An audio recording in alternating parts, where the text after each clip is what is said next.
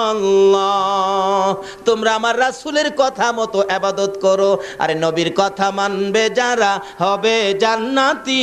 কন্যা নবীর কথা মানবে যারা হবে জান্নাতি। না মানিয়া আবু জাহেল হইল দুজুকি।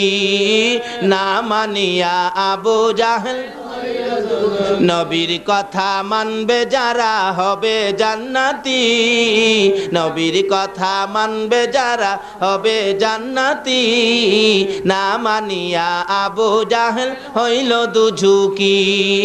না মানিয়া আবু জাহেল। আল্লাহ বলতেছেন জান্নাতে যাইতে গেলে আমার এই নবীর কথা মাইনা কাজ করতে হবে। নবী যেভাবে বলে এটাই হবে জান্নাতি ইবাদত। জোরে কোন সুবহানাল্লাহ। তাই নবীর কথাগুলি মানলে আমাদের লাভ হবে না লস হবে? এই নবীর কথা মানা দরকার আছে কিনা বলুন তো? মানলে আবু বকর, না মানলে আবু জাহেল। আপনারা কি আবু বকর হবেন না আবু জাহেল হবেন? আবু বকর নবীর কথা মানতো কিনা?